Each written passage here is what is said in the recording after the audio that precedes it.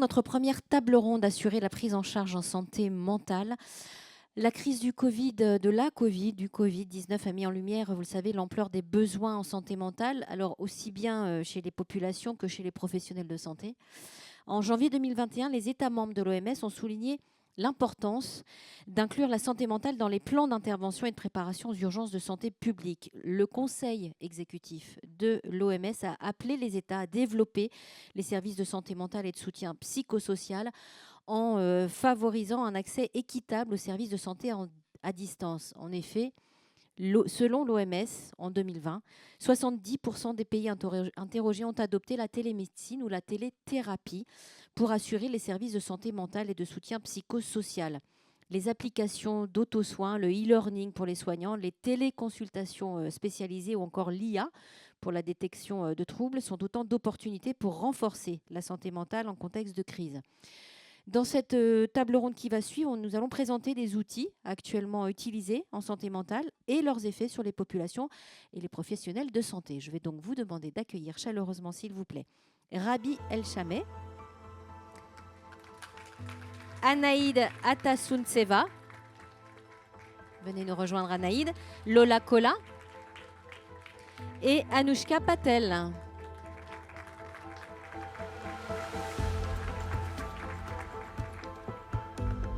Venez nous retrouver sur scène, s'il vous plaît. Alors, 30-35 minutes de discussion ensemble sur ce panel et ensuite on prendra vos questions dans la salle et sur le chat. Je voudrais qu'on démarre avec vous, Rabi El-Chameh. Vous êtes directeur du programme national de santé mentale au ministère de la Santé publique du Liban. Vous êtes par ailleurs maître de conférences à la faculté de médecine de l'université Saint-Joseph au Liban. Vous êtes partie prenante d'une opération intervention appelée Step by Step et qui émane de l'OMS et du programme de santé mentale au Liban à travers 2 essais randomisés et contrôlés qui ont donné des résultats positifs pour des personnes souffrant de dépression et de troubles anxieux. Actuellement, je crois qu'une application est même en train d'être mise en œuvre dans plusieurs pays, notamment la Thaïlande, me semble-t-il. Est-ce que vous pourriez, en premier lieu, nous décrire plus précisément cette intervention et les différentes étapes pour la mettre en place? Certainement. Bonjour Sophie et merci beaucoup. Merci à la Fondation Pierre Fabre pour cette invitation. Je suis ravi d'être avec vous pour la première fois. Et merci pour les équipes, pour tout le soutien qui a quand même mené vers cette conférence. Tout d'abord, j'aimerais prendre un petit moment pour dire l'importance de cette toile de fond que M. de Saint-Cernin vient de peindre pour le contexte en humanitaire, au contexte en crise. C'est très pertinent et très valable pour tous les contextes de crise. Peut-être quelques déterminants sont plus importants dans un contexte que dans d'autres. Mais en l'écoutant, je pensais un peu au Liban. Effectivement, on a tous ces défis, hein, même peut-être un peu plus. Mais ceci n'empêche pas qu'on peut faire des choses. Même si on ne peut pas changer le contexte, il y a toujours des choses qu'on peut faire pour faire avancer le travail au niveau accès aux soins, accès aux services pour les populations qui en souffrent. Cette année, l'Organisation mondiale de la santé va célébrer, enfin, on célèbre le 10 octobre la journée mondiale de la santé mentale, et c'est santé mentale en contexte de crise aussi. Parce que, effectivement, beaucoup de pays sont en crise et les crises vont augmenter avec les années, comme on le voit. Et donc, la question qui se pose dans ce contexte, comment on peut améliorer l'accès aux soins à ces populations? Évidemment, les solutions digitales peuvent aider dans ce sens, mais elles ne sont pas là pour remplacer tous les autres services. Et il ne faut pas les penser comme une solution magique non plus. Step by Step était une application, un projet qui a commencé en 2017 avec l'OMS au Liban, où on a commencé à développer une application. Dans le temps, c'était visé pour servir les réfugiés syriens et la population libanaise. Donc en 2011, on avait 1,5 million de réfugiés syriens sur une population de 6 millions de Libanais. Donc presque une personne sur 4 était réfugiée syrienne. Et donc, on a commencé par élaborer cette intervention qui est quand même basée sur une histoire. Donc, on choisit un caractère On avait 2 hommes et 2 femmes, donc le bénéficiaire peut suivre l'histoire d'un caractère qui traverse des temps difficiles, des problèmes de famille, d'accès aux soins, etc. Et qui cherche de l'aide et qui apprend à faire des exercices. Donc c'est une intervention qui est basée sur l'évidence scientifique, sur plutôt ce qu'on appelle le behavioral activation, qui est une technique de thérapie basée sur l'évidence scientifique. Et à travers ces caractères, on a dépeint une histoire. Et donc, on a 5 séances. Une fois qu'on est enregistré dans cette application, la personne peut suivre l'histoire. Elle peut, on lui demande, elle a son propre journal où elle peut mettre ses exercices et faire des exercices. Et elle a un soutien, ce qu'on appelle à travers un e-helper, c'est-à-dire à travers le chat, ou si elle souhaite, on peut l'appeler une fois par semaine pendant 10 minutes pour la soutenir dans ce processus. On a fait 2 essais randomisés contrôlés sur 1250 personnes et ça a prouvé être efficace. C'était en 2018 qu'on a pu mener ça. En 2020, on a fait une autre recherche pour ce qu'on appelle Implementation Research, donc pour la mise en œuvre, pour voir comment cette solution va s'intégrer dans le système de soins. Parce qu'une solution digitale qui n'est pas intégrée dans un système, ben, ça ne va pas durer, ça va partir dès que le projet est fini. Et maintenant, avec un soutien de la Banque mondiale, on est en train de faire une autre adaptation pour la tranche d'âge 14-18. Donc on est en train d'élargir quand même l'éventail des gens qui peuvent bénéficier de cette application. Et on vient d'avoir aussi avec Wellcome pour l'année prochaine des fonds pour une recherche pour voir comment on peut vraiment augmenter l'accès à cette application. Parce que créer l'offre, c'est important. Actuellement, on a à peu près 6000 personnes qui ont bénéficié de cette application qui est pour traiter la dépression et l'anxiété, comme vous venez de dire. Mais avoir une offre n'est pas suffisant en santé mentale. Il faut augmenter la demande. Et la demande, parfois, n'y est pas à cause du stigma, à cause du manque d'informations autour de la santé mentale. Les personnes ne savent pas que leur souffrance est liée à la santé mentale. Et, donc, avec cette recherche qu'on va mettre en place, on va voir comment, en augmentant, on va augmenter l'offre, mais aussi comment on va augmenter un peu la demande. Vous disiez que le premier retour, c'est efficace.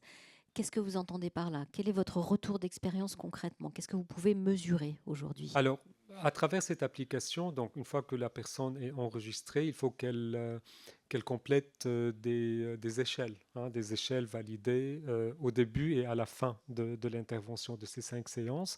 Et après, on a eu des analyses statistiques qui ont montré qu'effectivement que les personnes qui ont utilisé cette appli, donc quand on parle d'un essai randomisé contrôlé, c'est-à-dire qu'on a 2 groupes, un groupe qui utilise cette intervention, un autre groupe qui utilise autre chose, un treatment as usual, une autre intervention. Et ce qu'on a montré, c'est que le groupe qui a utilisé cette intervention a eu plus de résultats positifs pour la dépression et l'anxiété. Donc, plus de gens ont bénéficié et leur score sur la dépression et l'anxiété ont diminué et leur fonctionnement a augmenté. C'est ce que j'entends par positif, hein. Et donc, effectivement, c'est une solution qui améliore l'accès parce que les gens qui n'ont pas envie de voir quelqu'un, de parler avec quelqu'un à cause du stigma, ils peuvent aller sur l'appli, ils peuvent mettre même une adresse email qu'ils peuvent créer, on ne demande pas une identification officielle. Aussi, ça met ça enlève beaucoup de difficultés pour l'accès géographique parce que si on est dans un petit coin où on n'a pas accès aux soins, dans un pays où il y a d'internet, on peut avoir accès à ces applications. Et actuellement, c'est un service gratuit au Liban pour toutes les personnes. On a une version en anglais, une version en arabe. Et l'idée, c'est de l'élargir à une population plus jeune, c'est ça, d'adolescents? Plus jeunes, mais aussi pour les mêmes tranches d'âge, d'avoir accès à plus de personnes qui en ont besoin. Parce qu'en termes d'accès aux soins, si on a 10 personnes qui ont une dépression, on sait qu'il y a seulement 1 sur 10 qui accède à un soin dans le monde, hein. Donc, c'est le gap, ce qu'on appelle en anglais le treatment gap, où le gouffre entre les gens qui ont besoin d'un service et les gens qui accèdent à un service, c'est 90%. Hein, c'est énorme. Et donc, avec des solutions pareilles, on peut améliorer quand même cet accès. Merci beaucoup. On reviendra à vous tout à l'heure. Je pense qu'on aura beaucoup de questions. Anaïd Atasuntseva, vous êtes professeure adjointe clinicienne à l'université de Stanford et conseillère en chef en santé mentale pour Telehelp Ukraine. Vous proposez, alors les micros, le marron en français et les gris en anglais, c'est bon. Vous proposez du soutien télémédecine pour la santé mentale dans le contexte de guerre qu'on connaît en Ukraine. Vous collaborez avec des agences internationales pour former des professionnels de santé également. Et vous êtes par ailleurs experte dans la prise en charge des adolescents sur les questions de traumatisme et de prévention du suicide. Expliquez-nous comment vous arrivez à proposer ce service de télémédecine pour la santé mentale dans ce contexte particulier et effroyable de la guerre en Ukraine.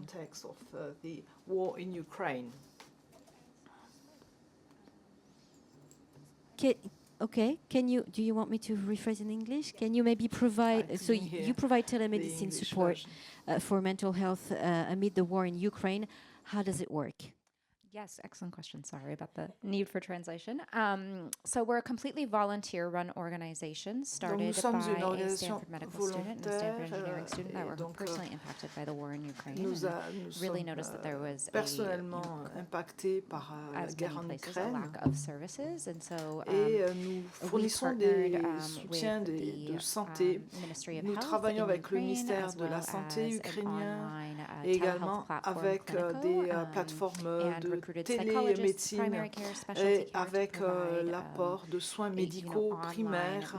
Mental health care as well as physical care through this online platform. So we meet directly with individuals in Ukraine. We have translators that volunteer their time, or for those of us that speak languages. We have some patients that just come for one appointment, or some that I've been seeing now for 2-3 years. So nous avons lancé cette plateforme de télémédecine depuis 2 ou 3 ans. Et nous avons 4000 visites pour des problèmes de santé mentale en Ukraine depuis que la guerre a commencé. Outre les visites pour des soins médicaux primaires et nous travaillons avec les soins de santé, les personnes qui travaillent dans ce sens. Est-ce que c'est facile? Pas du tout. Surtout dans le cadre de la formation pour tout ce qui est santé mentale. En fait, vous rentrez dans une salle, vous ne savez pas du tout à quoi vous attendre, ce que vous allez trouver. Et c'est très intéressant de voir. Il y a des personnes de 6 à 80 ans et en fait, ce sont des personnes qui n'ont jamais reçu aucun soutien médical ou psychologique. Et les plateformes sont vraiment très importantes, par exemple, pour justement la prévention des suicides pour les adolescents. Et je dirais que la plupart des problèmes des personnes souffrant de problèmes de santé mentale, eh bien, en fait, ont des souffrances psychologiques très importantes. Alors, quel est le type de population? Est-ce que ce sont les enfants, les adultes, les femmes isolées? En fait, je dirais que beaucoup des recherches ont été menées sur les populations plus jeunes et nous avons beaucoup d'adolescents jusqu'à 20 ans. Mais il y a également des personnes qui enregistrent leurs parents ou leurs grands-parents. Et on ne peut pas vraiment généraliser. En fait, comme je disais, c'est de 7 à 77 ans. Donc, vous fournissez cette collaboration avec les agences internationales pour former également les professionnels de santé en Ukraine. Racontez-nous un petit peu.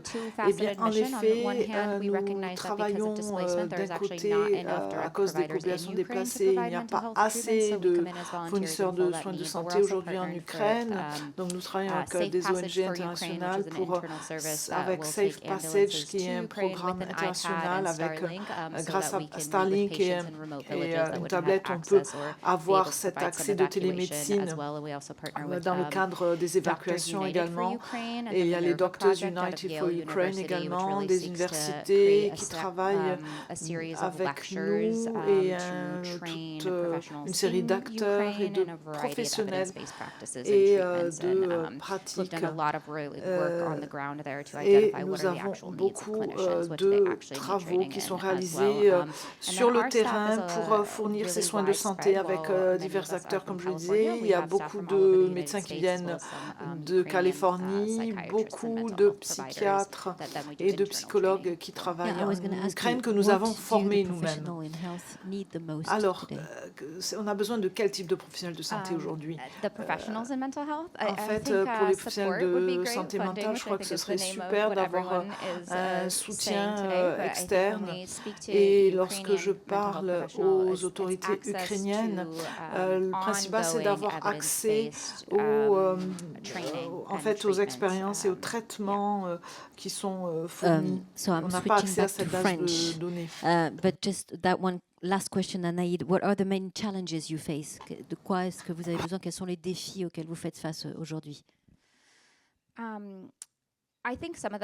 Je crois que les plus gros défis aujourd'hui, les orateurs en ont parlé aujourd'hui, en fait, dans le cadre d'un conflit, il faut continuer à avoir un intérêt, un soutien qu'il faut continuer à donner. Les donateurs ne doivent pas baisser et amoindrir leurs efforts. Il faut au contraire continuer à apporter un soin qui soit approprié et une formation médicale importante. Merci Anaïd. Lola Kola, chercheuse associée au King's College London, je l'ai dit. Vous avez 15 ans d'expérience en Afrique de l'Ouest dans le développement et la mise en œuvre d'interventions cliniques en santé mentale. Vous avez par ailleurs une solide expérience dans les camps de réfugiés au Nigeria sur la prise en charge de la santé mentale dans les camps. Expérience directe dans un pays d'Afrique et une expérience globale également. Je voudrais qu'on fasse un focus sur MHGAP, lancé par l'OMS. Il s'agit d'un programme global sur la santé mentale que vous avez notamment implémenté au Nigeria. Est-ce que vous pouvez, Lola, nous présenter ce programme? Sorry, will you switch to English? Can you say what you said in English? Of course. Okay. Could you present? So the translation is not working, or yeah, it wasn't working, so I just it was okay. Yeah. I'll continue in English. Could you present the MHGAP program that you've launched in Nigeria? Yeah, thank you very much. And thank Merci beaucoup. Merci de m'inviter. Je suis ravie d'être parmi vous dans cette audience. J'ai le grand privilège de coordonner MHGAP, la mise en application de ce programme au Nigeria qui est financé par la Commission européenne, et je joue également du personnel de l'OMC et de l'OMS, et nous avons également plusieurs initiatives mondiales. J'ai également eu le grand honneur de travailler avec plusieurs ONG pour les problèmes de santé mentale. Et MHGAP, c'est un ensemble d'outils techniques qui est fourni par l'OMS et qui équipe d'outils pour les soins de santé mentale lorsqu'on n'a pas de clinique, pas d'hôpitaux. Et donc, c'est un système de fourniture de soins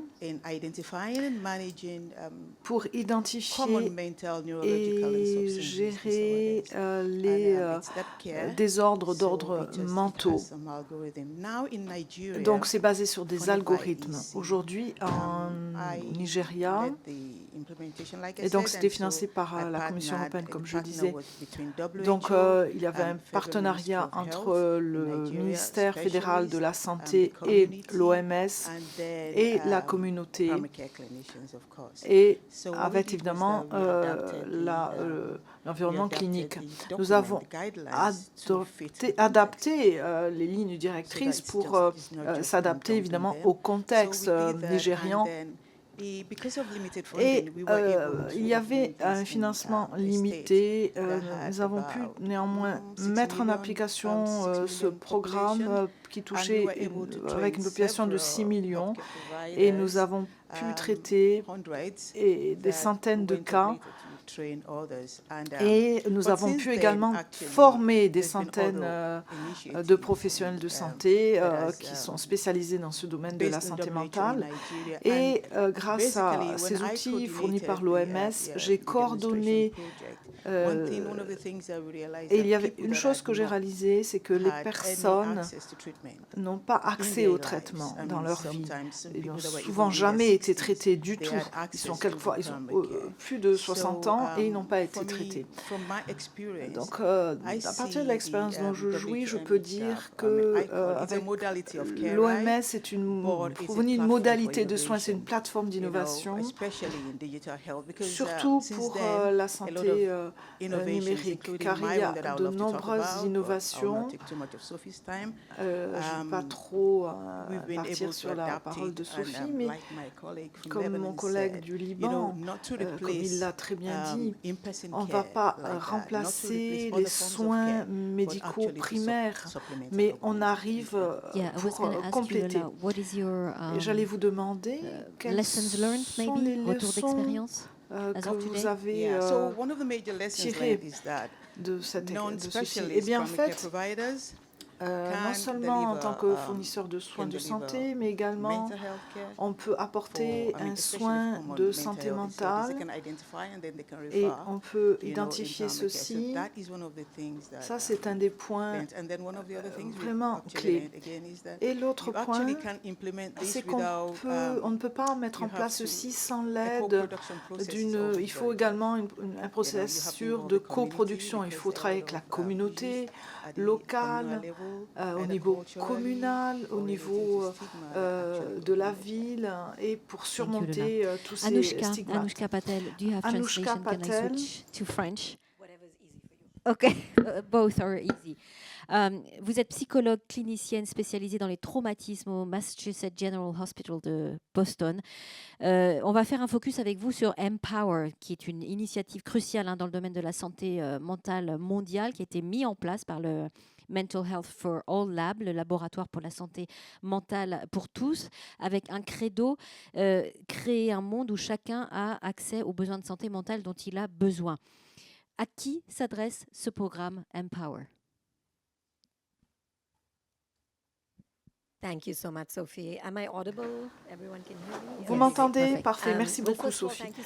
Merci de m'inviter. C'est vraiment un honneur d'être ici.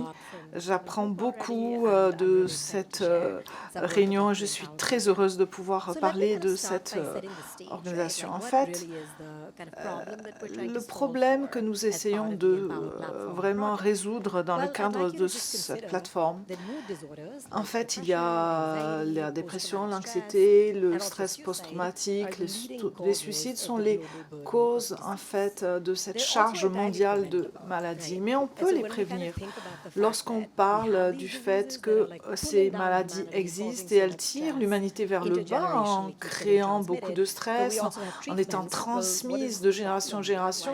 Mais en fait, il y a de plus en plus de personnes qui sont traitées. Une question et une réponse.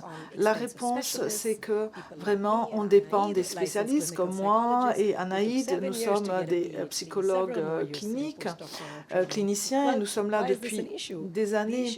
Mais le problème, c'est qu'il n'y aura jamais assez de spécialistes et de psychologues cliniciens et de psychiatres pour répondre à la demande générale du monde.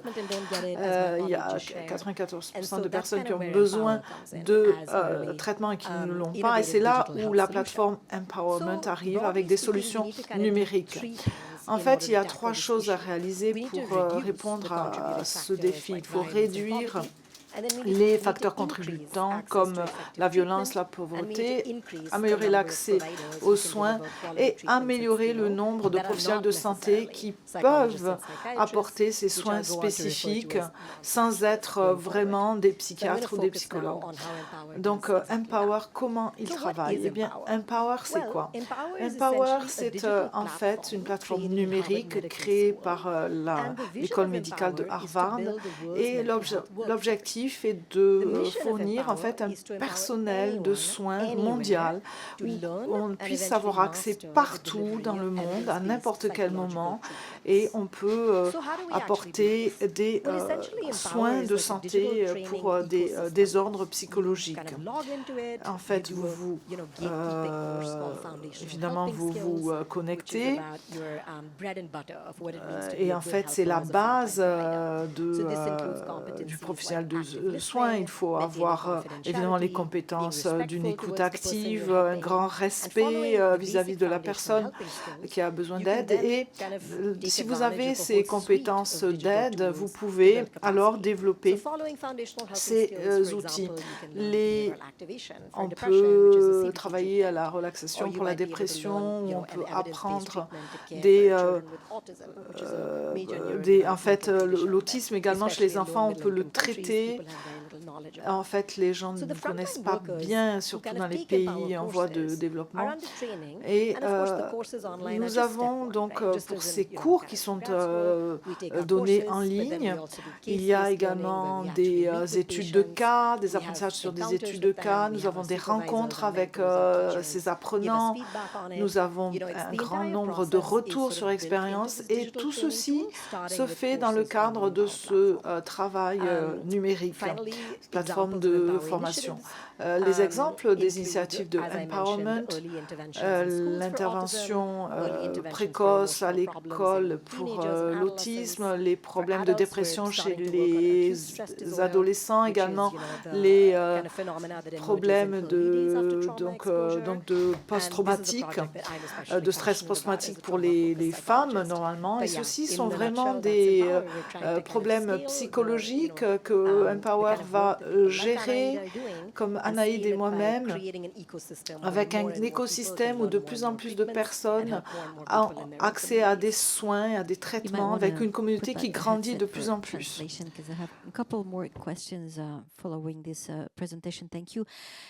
Est-ce qu'il y a des preuves que les non-spécialistes peuvent offrir des soins efficaces contre les traumatismes? Est-ce que ces preuves existent?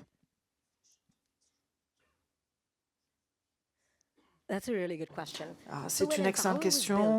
Empowerment, je représente Dr Victor Patel et en fait, c'est un expert sur la dépression. Et nous avons des tas d'essais cliniques avec toutes les normes médicales qui sont obligatoires et on peut évidemment donner grâce à la supervision et à la bonne formation, on peut apporter un bon soin pour la dépression. En fait, est-ce que c'est vrai pour les traumas, pour le les désordres liés au pour les post-traumatiques? Eh bien, en fait, j'ai développé cette analyse méta sur les 4 dernières années et maintenant j'ai 50 essais cliniques randomisés. Et je travaille avec des non-spécialistes à travers le monde, dans les camps de réfugiés.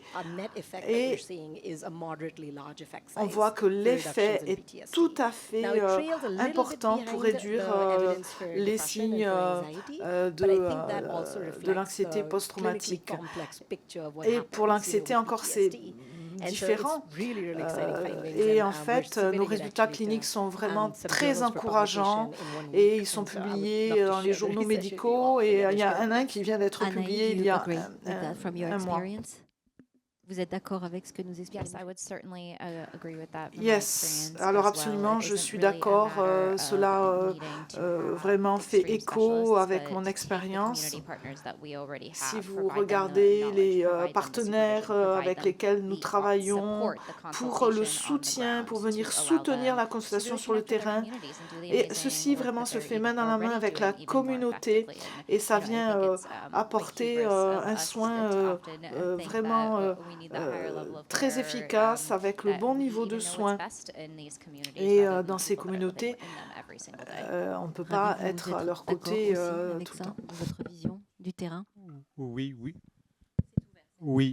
tout à fait. Effectivement, enfin, il y a un concept qu'on appelle le task sharing. Enfin, c'est pas le task shifting, c'est-à-dire on ne donne pas nos tâches à quelqu'un de moins spécialisé, on le laisse dans la nature. On est là pour les soutenir, pour les accompagner. Et ça, c'est important.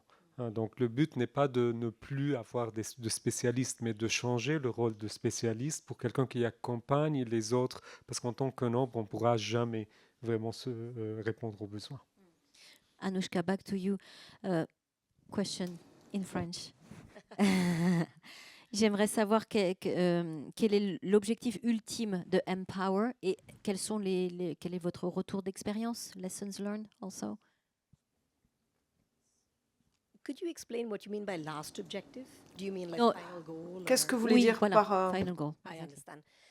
The final goal of Empower is to be a alors, les objectifs finaux, c'est vraiment d'avoir un écosystème qui est totalement indépendant. De fait, que s'il y a une petite ONG, une petite communauté, elle peut utiliser cette ressource pour se former, pour voir au niveau de la communauté les personnes qui pourraient prendre le relais. Tout le monde est un spécialiste de quelque chose et les personnes qui travaillent sur le terrain font un travail remarquable et ils sont vraiment respectés, ils comprennent tous les tenants et aboutissants de la communauté.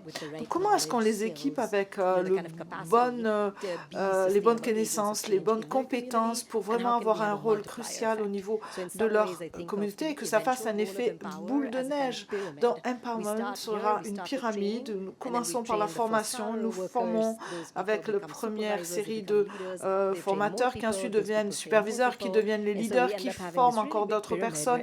Et cette pyramide a une reconnaissance très importante avec vraiment une sensibilisation, une habilitation à travailler, à former pour faire des changements au niveau local. Let's open the floor to question. On va passer à la séquence de questions. On va démarrer avec les questions dans la salle. On va vous apporter un micro.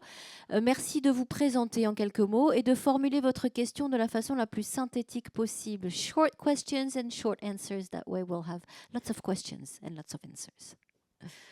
Alors, il y avait un bras qui se levait ici, s'il vous plaît, au 4e rang. Raise your hand, sir. Yes.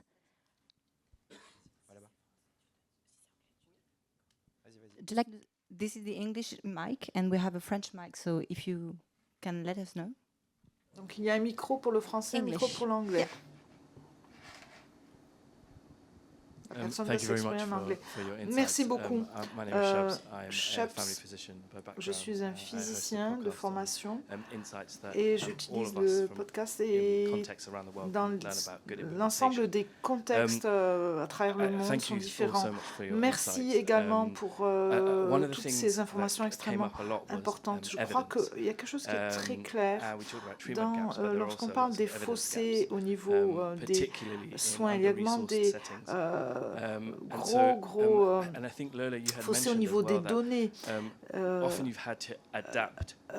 Souvent, il faut adapter les lignes directrices qui ont été créées dans un autre contexte pour vraiment répondre à un autre contexte, à une autre conjecture. Donc, en fait, les pays occidentaux, comme on les appelle, peuvent également avoir des problèmes de fossé avec le monde rural qui est coupé de ce monde numérique. Donc, quelles sont vos réponses? Merci beaucoup pour la question. En fait, pour ce qui est de la preuve,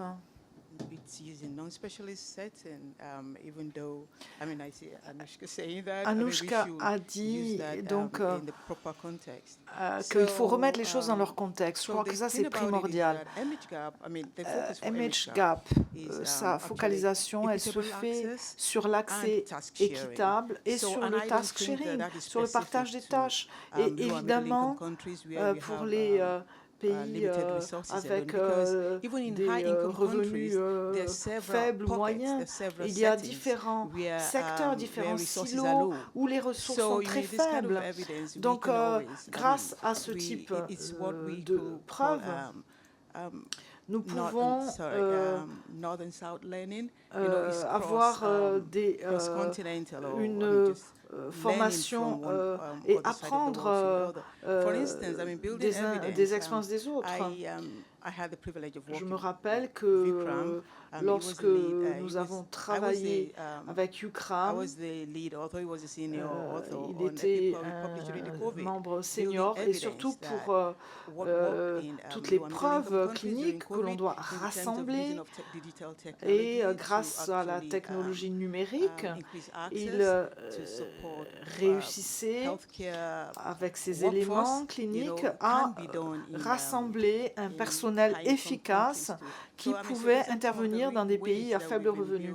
Et donc, cette construction de preuves scientifiques et médicales, eh bien, il faut vraiment continuer à travailler pour... Oui, Rabi, allez-y, je vous en Maybe just to add Rabi, to that, I think what's oui, lacking je is voulais ajouter implementation que ce science. qu'il nous We manque, know ce a sont lot about les what works, mises en so application, efficacy c'est level ce data. I qui think there's a lot marche. of good Il y a interventions that are beaucoup de working. très bonnes interventions, de But bonnes données qui how fonctionnent. does this intervention Mais work in a comment est-ce que specific cette intervention, context? elle And what does marche it dans un take really contexte to take an spécifique? Et intervention qu'est-ce qui from the fait que ça stage puisse where marcher we know et it qu'on puisse la works faire in a grandir randomized controlled trial into à partir real d'un world essai clinique settings? randomisé dans le That's where we monde need more réel?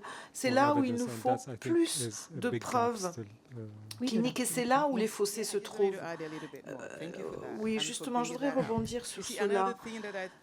Je crois que ce qui est important, il faut vraiment répondre voir ce qui marche, dans quel contexte et pour qui. Ça, c'est vraiment très important de savoir quelle est la population. Il y a beaucoup de preuves, mais il y a encore une fois d'énormes silos dans différents pays. Et il y a des fossés énormes. Quelquefois, MHGAP, on peut l'utiliser dans des contextes sans images. Et voilà comment vous avez réussi à monter ceci, à faire en sorte que ça marche sur le terrain. Est-ce qu'on fait la même chose? Est-ce qu'on fait la même chose que les autres? En fait, encore une fois, il faut des preuves et il faut vraiment des éléments qui viennent étayer ceci. Car, par exemple, l'aide sociale, elle peut venir pour aider pour le traitement de la dépression. Mais comment ça marche? Dans quel contexte? Parce que vous allez voir que quelquefois, dans un contexte, eh bien, ça aide pas. Cette personne, elle a besoin de ce médicament, cette autre pas du tout. Peut-être elle veut du CBD en 6 semaines, 8 semaines. D'autres personnes, c'est plus long. En fait, quels sont les mécanismes qui font que sur le terrain, comment est-ce que ça marche? Comment ça marche? Quels sont les éléments qui font que ça marche? Et c'est là où, dans quel contexte et pour quelle population, pour quel type de personnes. Et vraiment, c'est là où il faut rassembler les éléments pour venir étayer Monsieur, ce on vous travail. apporte un micro tout de suite. Mike is flying to you.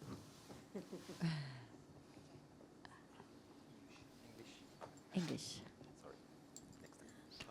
Thank you. This is Jay Merci, from AHIN, Jay Asia for E-Health Information AHIN. Network, the partner of Foundation PFAP. Partenaire My de la question is to Fondation both PIRFAP. Anaïd, Anushka, and Lola also Anushka, mentioned Anaïd something's et related to Lola, that. Like I've been in telemedicine for quite vous some avez time. parlé de la télémédecine, Especially in the crisis situation, like, for surtout dans les example, in situations COVID, de crise. a lot of Par these exemple, pendant le consultations Covid, actually happened on beaucoup de social ces media actions, il platforms. y a eu beaucoup And de then, like, médias but sociaux, de when a plateformes proper, qui ont repris clinical consultation, we do expect le it to be done relais in a certain pour faire structured des manner using electronic téléconsultations avec des systèmes numériques. Et il y avait la documentation clinique, et ça, c'est vraiment clé. Mais comment est-ce que vous avez trouvé l'équilibre? Il y a toujours cette question d'équilibre avec l'accès aux soins médicaux et également l'aspect privé des données avec des données sensibles. Comment est-ce que lorsque vous utilisez ces plateformes comment vous assurez la sécurité des données qui sont transmises? C'est ma question. Yeah, I think that's such a powerful and Je crois que c'est wonderful question vraiment and something I une think about all the time. question We were qui est very tout à lucky fait from clé.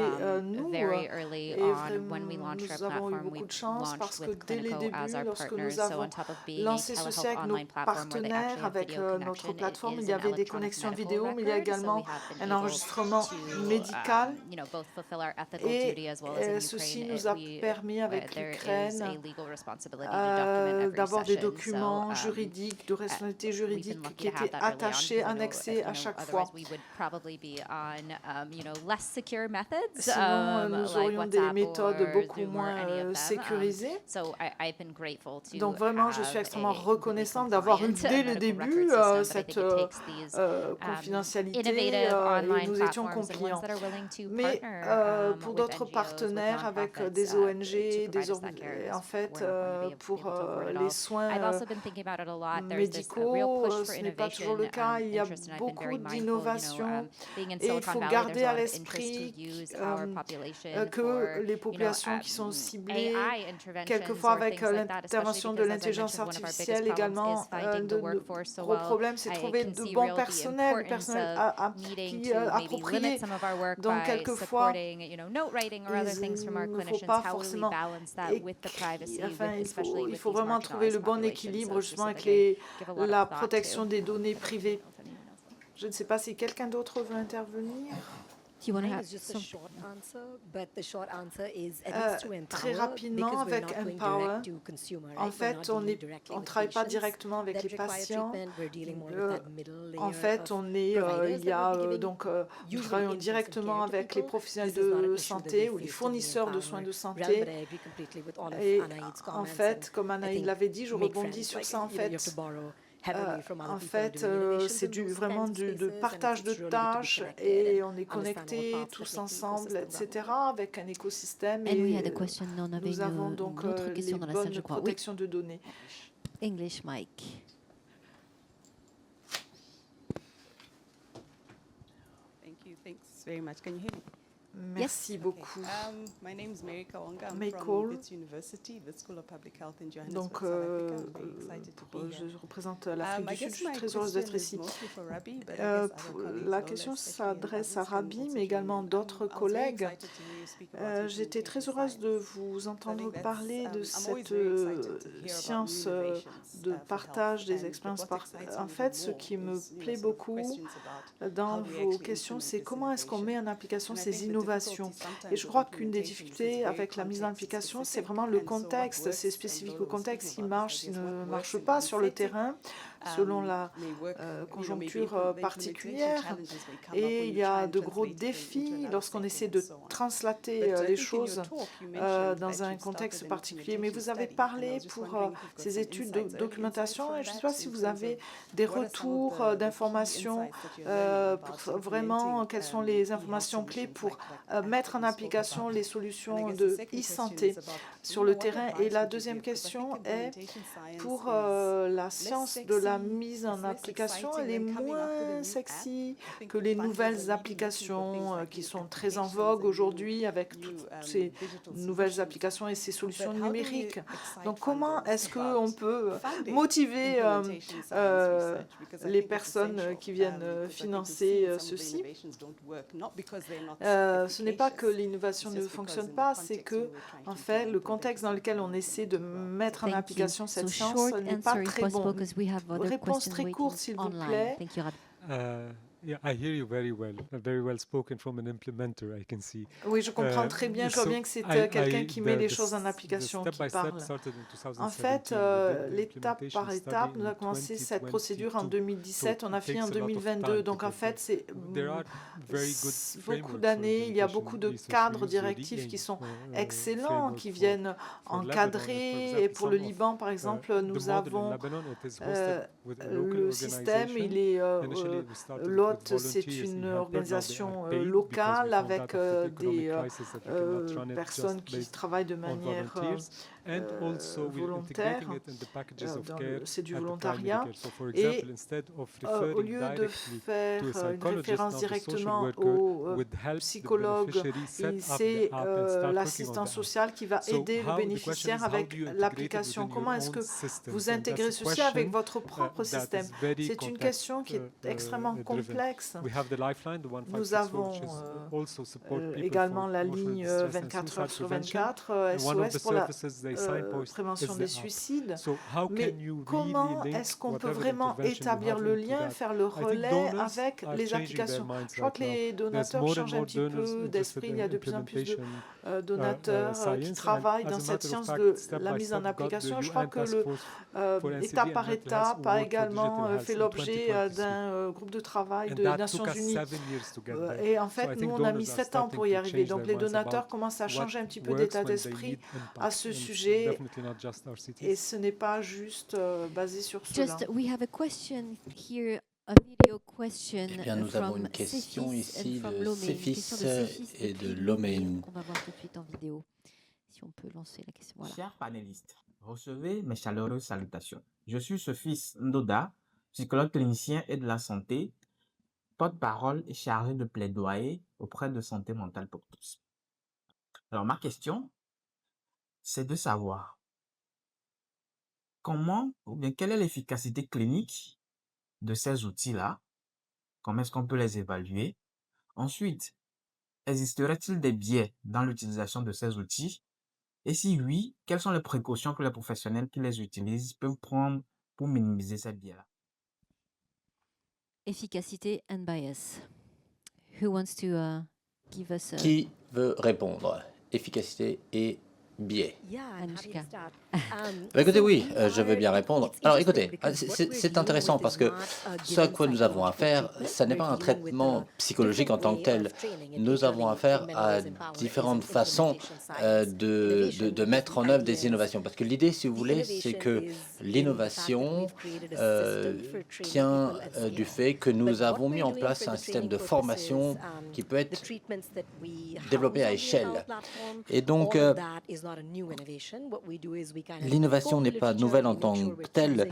Nous faisons en sorte que nous sélectionnons des traitements qui ont déjà beaucoup de RTC, beaucoup de preuves qui les sous-tendent. Ce que nous testons, c'est, dans le cadre de Empower, c'est est-ce que cela fonctionne bien pour former les gens et quels sont les écarts et quelles sont les inefficacités. Donc la réponse courte, et on n'a pas toutes les réponses pour l'heure, mais on est en train de faire un essai clinique énorme avec une centaine de cliniques au Texas.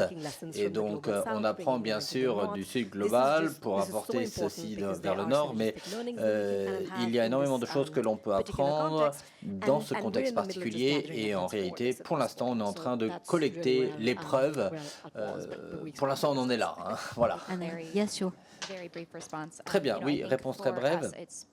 Pour nous, on se concentre vraiment sur l'évaluation centrée sur le patient. Donc, il y a un certain nombre de questionnaires à la fin de la visite.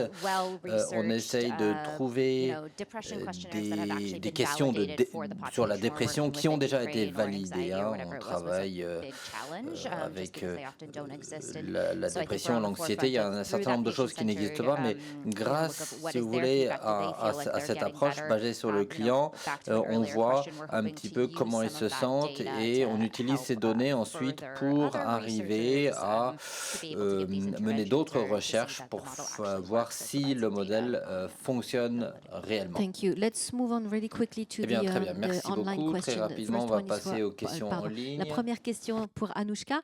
En quoi la crise du Covid a-t-elle transformé la perception de la santé mentale à l'échelle mondiale? Je ne sais pas si vous avez eu le temps d'avoir la... That's a great question. C'est une excellente question. Le Covid a été le grand égaliseur.